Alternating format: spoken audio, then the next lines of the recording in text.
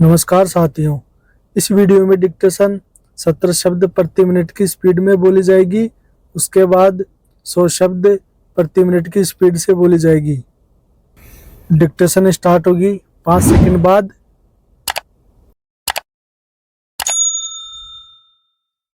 British सरकार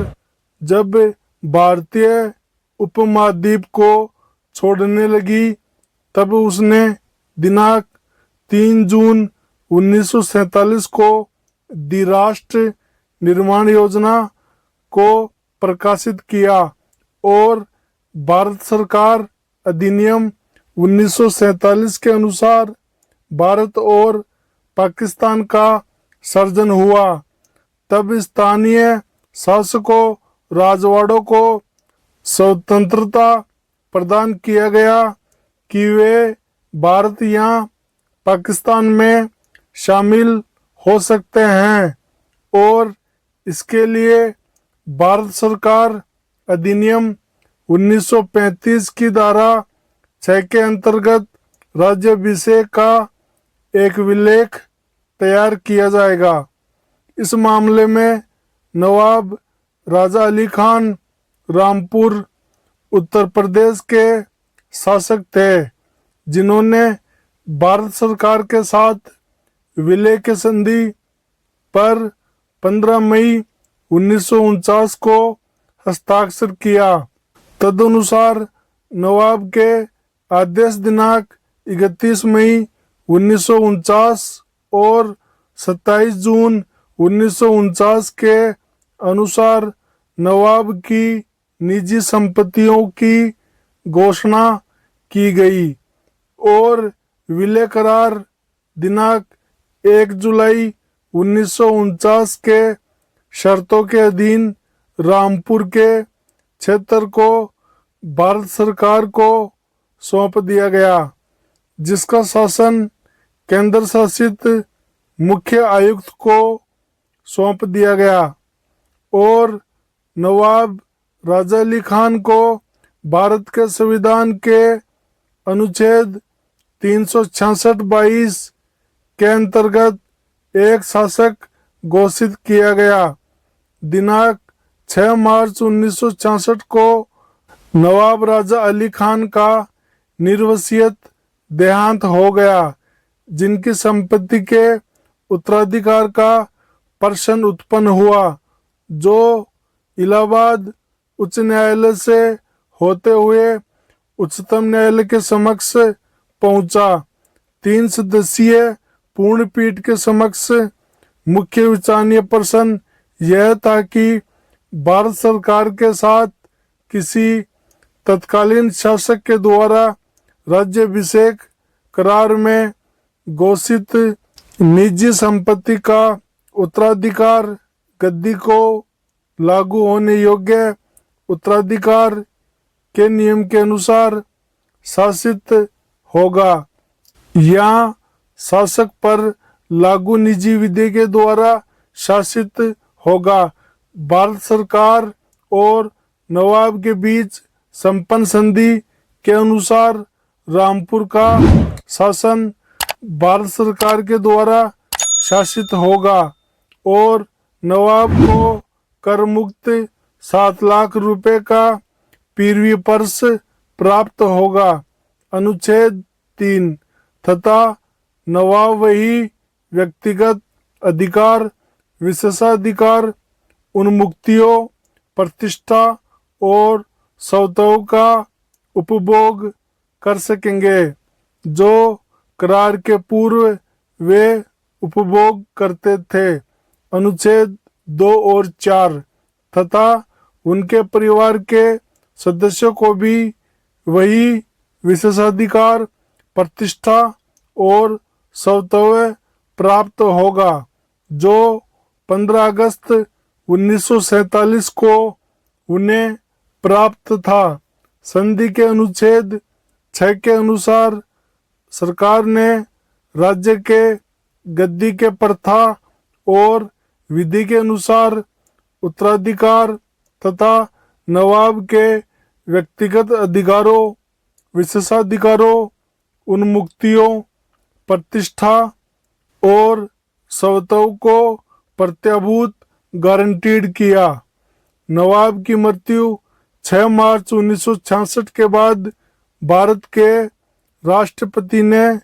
नवाब राजा अली खान के बड़े पुत्र नवाब सईद मुर्तजा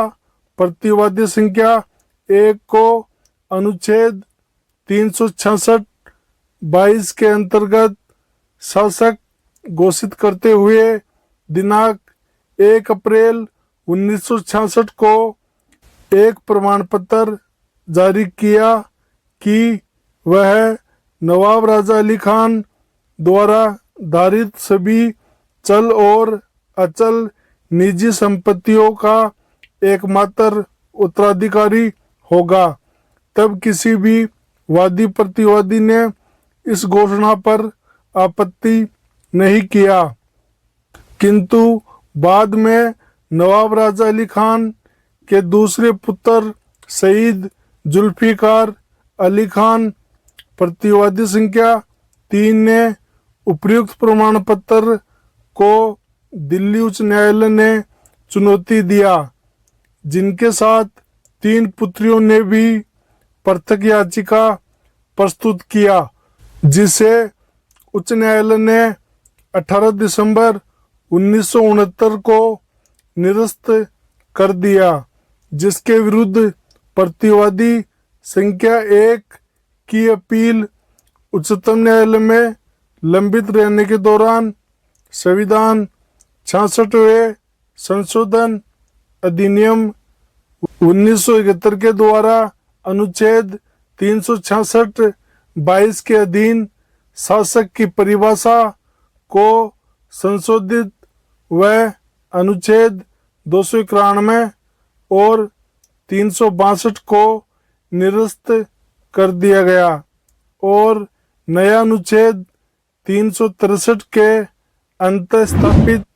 किया गया, जिसके द्वारा पीरवी पर्स एवं उत्तराधिकार संबंधी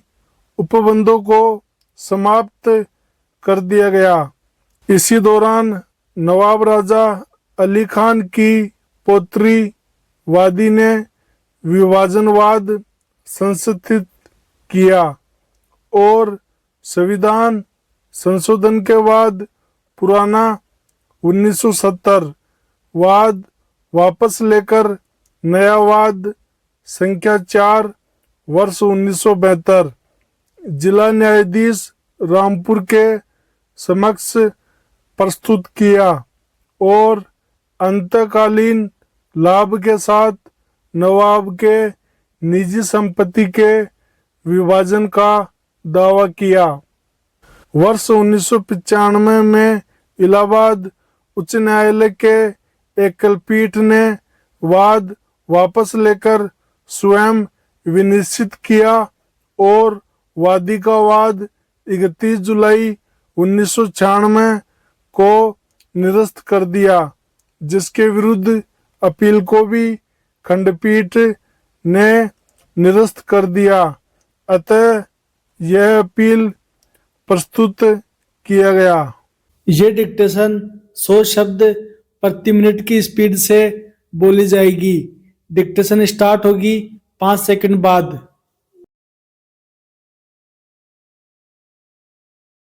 ब्रिटिश सरकार जब भारतीय उपमहाद्वीप को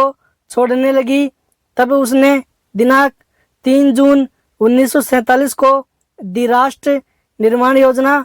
को प्रकाशित किया और भारत सरकार अधिनियम 1947 के अनुसार भारत और पाकिस्तान का सर्जन हुआ।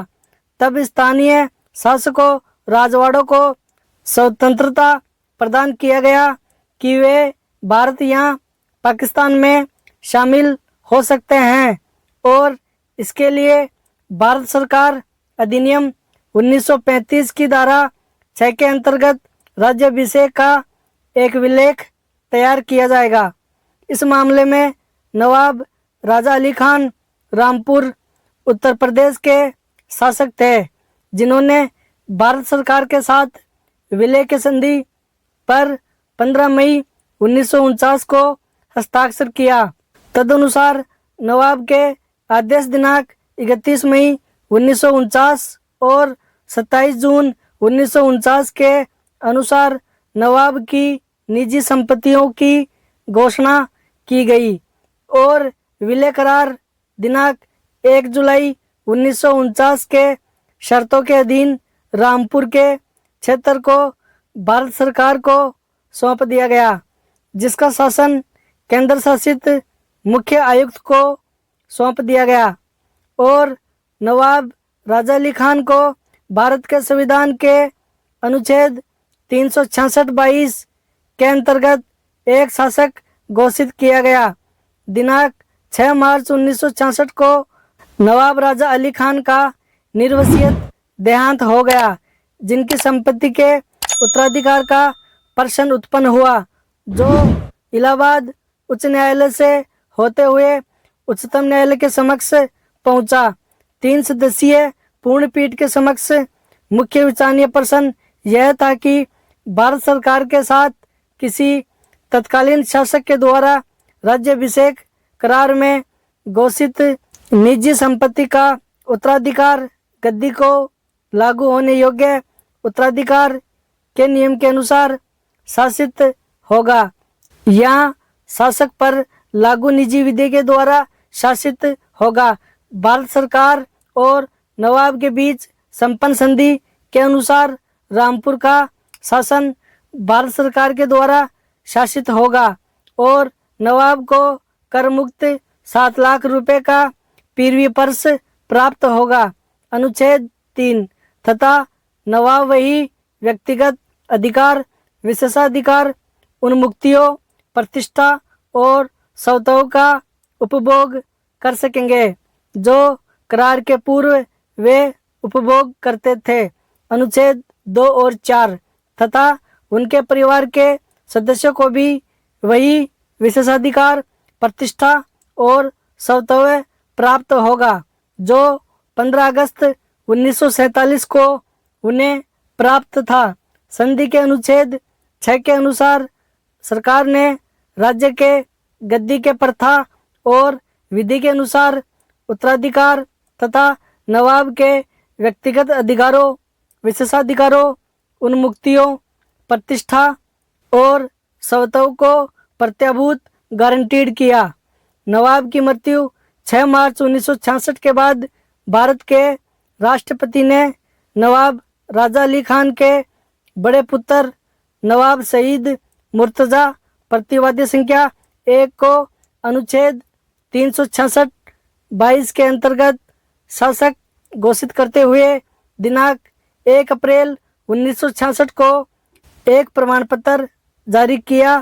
कि वह नवाब राजा अली खान द्वारा धारित सभी चल और अचल निजी संपत्तियों का एकमात्र उत्तराधिकारी होगा। तब किसी भी वादी प्रतिवादी ने इस घोषणा पर आपत्ति नहीं किया, किंतु बाद में नवाब राजा अली खान के दूसरे पुत्र शहीद जुल्फिकार अली खान प्रतिवादी संख्या 3 ने उपयुक्त प्रमाण पत्र को दिल्ली उच्च न्यायालय ने चुनौती दिया, जिनके साथ 3 पुत्रियों ने भी पृथक याचिका प्रस्तुत किया, जिसे उच्च न्यायालय ने 18 दिसंबर 1969 को निरस्त कर दिया, जिसके विरुद्ध प्रतिवादी संख्या 1 की अपील उच्चतम न्यायालय में लंबित रहने के दौरान संविधान 66वें संशोधन अधिनियम 1971 के द्वारा अनुच्छेद 366(22) के अधीन शासक की परिभाषा को संशोधित व अनुच्छेद 291 और 362 को निरस्त कर दिया गया और नया अनुच्छेद 363 के अंत स्थापित किया गया, जिसके द्वारा पीरवी पर्स एवं उत्तराधिकार संबंधी उपबंधों को समाप्त कर दिया गया। इसी दौरान नवाब राजा अली खान की पौत्री वादी ने विभाजनवाद संशोधित किया और संविधान संशोधन के बाद पुराना 1970 वाद वापस लेकर नया वाद संख्या 4 वर्ष 1972 जिला न्यायाधीश रामपुर के समक्ष प्रस्तुत किया और अंतकालीन लाभ के साथ नवाब के निजी संपत्ति के विभाजन का दावा किया। वर्ष 1995 में इलाहाबाद उच्च न्यायालय के एकलपीठ ने वाद वापस लेकर स्वयं विनिश्चित किया और वादी का वाद 31 जुलाई 1996 को निरस्त कर दिया, जिसके विरुद्ध अपील को भी खंडपीठ ने निरस्त कर दिया। अतः यह अपील प्रस्तुत किया गया। स्टेनोग्राफी को सीखने के लिए आपके अपने YouTube चैनल की प्लेलिस्ट में जाकर ऋषि प्रणाली भाग फर्स्ट को देखिए। उसमें आपको ऋषि प्रणाली भाग फर्स्ट के संपूर्ण वीडियो मिलेंगे। धन्यवाद।